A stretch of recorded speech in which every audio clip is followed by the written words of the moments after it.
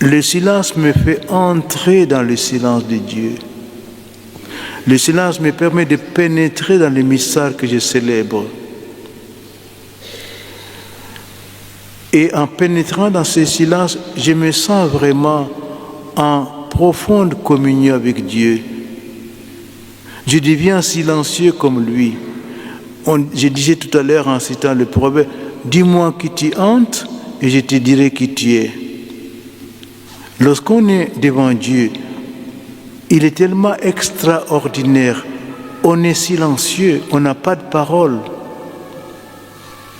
Le silence hérite, donc quelque chose à vivre concrètement, comme une imposition si vous voulez. Mais le vrai silence doit être quelque chose de spontané, de voulu, de recherché. Parce que je cherche Dieu et Dieu se couvre de silence. J'entre dans le silence de Dieu en entrant dans la liturgie. Donc rien n'est imposé, si vous voulez, dans la liturgie, même si c'est inscrit.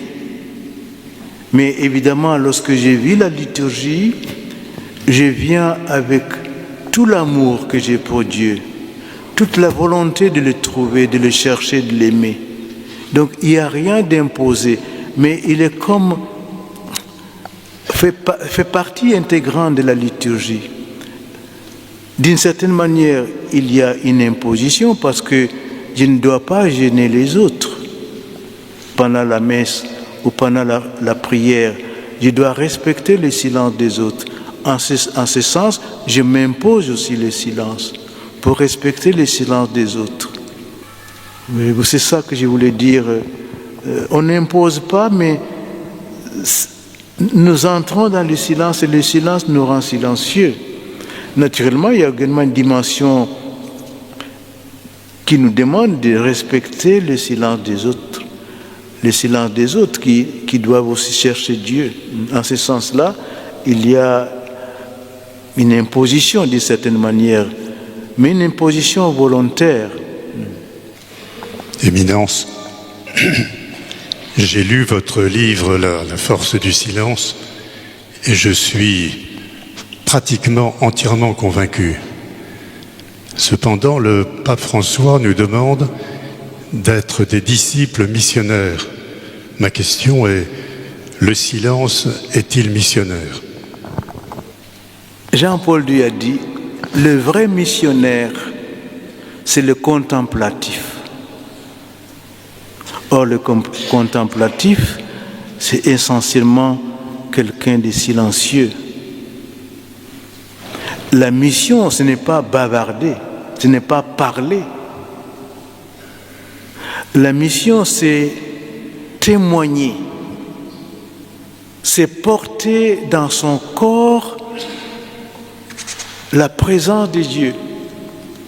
Regardez, la plus belle encyclique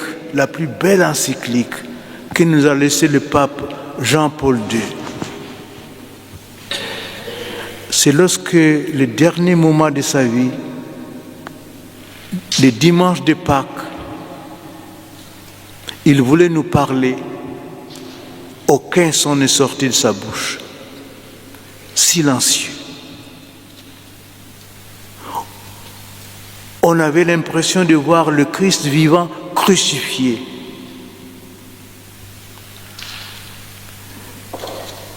La mission, ce n'est pas parler.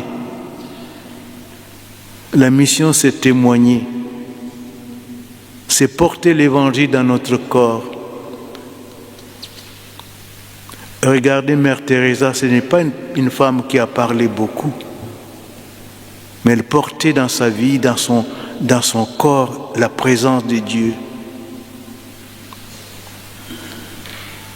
Nous croyons peut-être, nous, la mission, c'est communiquer l'évangile par les médias, par le Twitter, par la radio. Non. Dieu lui-même a essayé de nous communiquer par les médias. Il a échoué. Il nous a envoyé des prophètes. Ça n'a pas marché. Il a dit, je vais aller moi-même. qu'on me touche, qu'on me voit. Et je vous ai dit que le Christ est resté 30 ans sans parole. 30 ans. Et lorsqu'il était dans sa vie publique, il parlait bien sûr, mais il allait souvent dans le silence. Et c'était la mission aussi. Avant d'aller parler, il faut d'abord rencontrer le Seigneur dans le silence. Il faut d'abord l'avoir touché de ses mains. Aujourd'hui, on a tous les moyens de communication, mais la foi grandit-elle? La foi est-elle en expansion? Certainement oui, mais nous connaissons également les handicaps de la foi aujourd'hui, malgré tous les moyens que nous avons de communiquer, de parler. Oui, il y a compatibilité entre mission et silence. Et Jean-François ne contredit pas du tout. Être missionnaire, ça ne veut pas dire parler. Est-ce qu'on peut quand même considérer que les charismes donnés par l'Esprit Saint, en principe, les charismes donnés par l'Esprit Saint peuvent être aussi expression ouverte, expression parfois bruyante dans des chants, dans des louanges, comme le font les groupes charismatiques. Et là, une soirée de louanges ou bien une messe animée par des groupes charismatiques sont pas réellement silencieuses. Et pourtant, la joie est quand même présente. L'Église a 3000 ans. 3000 ans.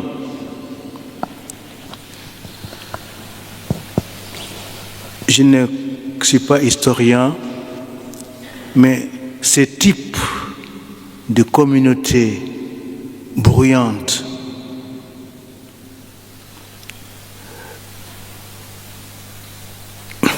ce type ne s'est pas vérifié souvent dans l'Église.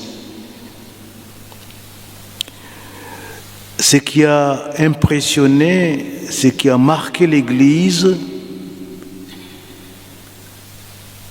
ce sont les personnes qui voulaient vivre la radicalité de l'Évangile en allant dans le désert.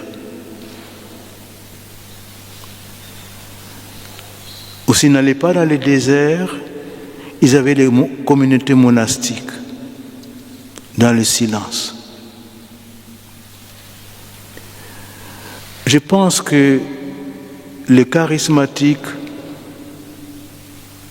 devraient avoir l'attention de l'épiscopat, parce que le discernement des charismes revient à l'évêque. Ce n'est pas quelque chose de spontané qu'on exerce tout seul.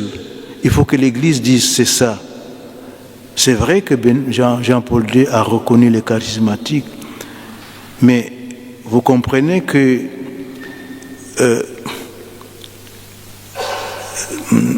il est important que les charismatiques aussi vérifient l'authenticité de leurs manifestations charismatiques et qu'ils se fassent vérifier par quelqu'un, par une autorité.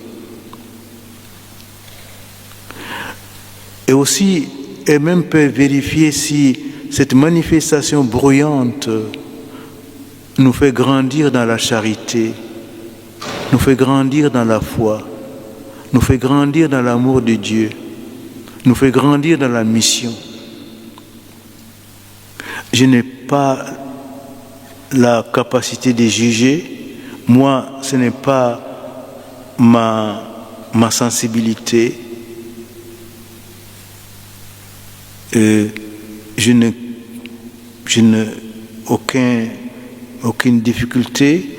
Moi, je ne prierai pas comme ça, je ne pourrai pas prier comme ça. Mais